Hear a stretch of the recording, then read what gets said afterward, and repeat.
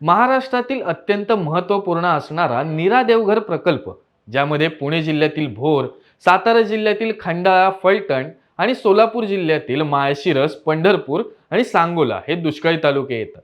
गेली अनेक वर्ष हा प्रकल्प रखडलेल्या अवस्थेमध्ये होता, परंतु माढा लोकसभा मतदारसंघाचे खासदार रणजित सिंग नाईक निंबाळकर यांच्या सातत्याच्या पाठपुराव्यामुळे पूर्णत्वास गेलं असल्याचे प्रतिपादन केंद्रीय जलसंपदा मंत्री गजेंद्र सिंग शेखावत यांनी केलं आहे.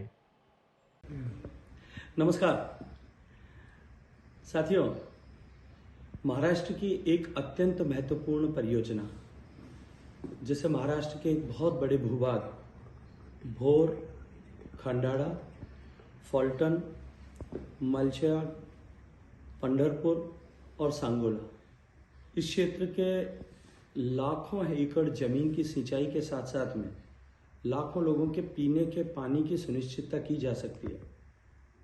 पिछली सरकारों के समय जानबूझ करके प्रायोजित रूप से उनके हाइड्रोलॉजी को गलत तरह से असेस किया गया था। माननीय नरेंद्र मोदी जी के नेतृत्व में सरकार बनने के बाद आदरणीय सांसद श्री रणजीत सिंह जी ने उनके आग्रह पर हमने सीडब्ल्यूसी की टीम को भेज करके एक बार फिर हाइड्रोलॉजी को रीअसेस कराया। रीअसेस्ड हाइड्रोलॉजी के आधार पर यह पाया गया कि यह परियोजना तकनीकी रूप से की जा सकती है और पहले जानबूझ करके इसको बेपटरी करने की कोशिश की गई थी। उसी के आधार पर भारत सरकार के सीडब्ल्यूसी ने इसे टेक्निकल क्लियरेंस दिया। उस टेक्निकल क्लियरेंस के आधार पर अब इस प्रोजेक्ट को, जैसा मैंने पिछले अपने पंढरपुर के प्रवास के समय में आप सबसे वादा किया था कि हम इसे शीघ्र ही इन्वेस्टमेंट क्लियरेंस प्रदान करेंगे ताकि ये प्रोजेक्ट बनाया जा सके। इस प्रोजेक्ट को मैं खुशी के साथ में कह सकता हूं कि हमने इन्वेस्टमेंट क्लियरेंस प्रदान कर दिया है। उसके आगे की प्रक्रिया करके इस पूरे क्षेत्र जिसकी चर्चा मैंने आपके सामने की, भोर से लेकर के पंढरपुर तक, इसके किसानों की जमीन को सिंचाई की सुविधा मिले। शीघ्र इस परियोजना को अमली जामा पहनाने के लिए हम मिल करके काम करेंगे, ऐसा मैं आप सबको विश्वास दिलाता हूं।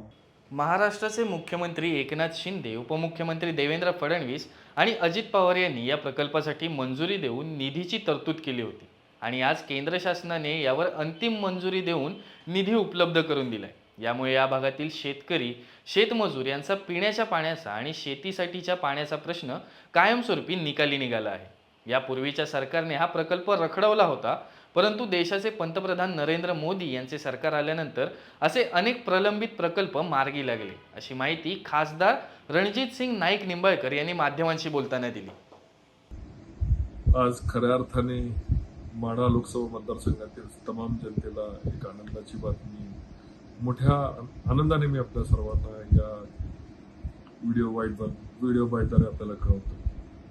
देशाचे लाडके पंतप्रधान आदरणीय नरेंद्र मोदीजी, आदरणीय जलसंपदा मंत्री गजेंद्र सिंग शेखावत साहेब, महाराष्ट्राचे मुख्यमंत्री आदरणीय एकनाथ शिंदे साहेब, महाराष्ट्राचे उपमुख्यमंत्री आदरणीय देवेंद्रजी, दुसरे उपमुख्यमंत्री आदरणीय अजितदादा, या सर्वांचं मी या क्षणी अत्यंत आपल्या सर्वांच्या वतीने मी त्यांचे आभार मानतो.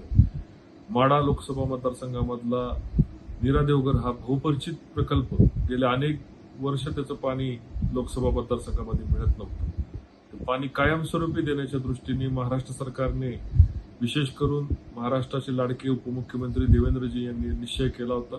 त्यानुसार त्याचे टेंडरही झाले. पण या प्रकल्पाला निधी कमी पडू नये म्हणून केंद्र सरकारने याचा 60% वाटा उचलण्याचं ठरवलं आणि आज त्याचं फायनल मंजुरी केंद्र सरकारने आज 6 डिसेंबर रोजी आज दिली. मी या क्षणी गजेंद्र सिंग शेखावत साहेबांचे आभार मानावे तेवढे थोडे.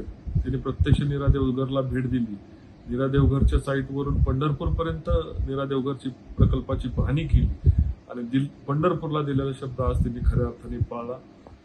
विशेष करून मला या सांगण्यासाठी आनंद होतोय की आपण दुष्काळाच्या छायेत आहे, पण पुढच्या वर्षी 2025 पर्यंत माढा लोकसभा मतदारसंघामधला फलटण असू, माळशिरस असू, सांगोला असू आणि पंढरपूरचा काही राहिलेला भाग असू, या तालुक्यांना दुष्काळ नीरा देवघर प्रकल्पामुळे जाणवणार नाही.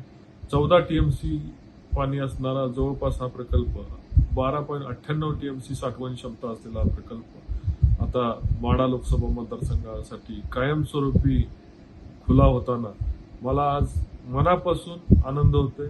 मी दिलेला शब्द आणि या प्रकल्पासाठी झालेला फलटण तालुक्याला संघर्ष, माननीय हिंदुरावजी नाईक निंबाळकर यांनी याला केलेला चालू केलेला संघर्ष आज आणि 20 वर्षानंतर त्याला खऱ्या अर्थाने यश मिळालेलं आहे. भारतीय जनता पार्टीच्या सरकारचे, शिवसेना, भाजप, राष्ट्रवादी सरकारचे, या तिन्ही सरकारचे मी लोकसभेचा खासदार म्हणून माढ्यातील जनतेच्या वतीने मी मनापासून त्यांना धन्यवाद देतो.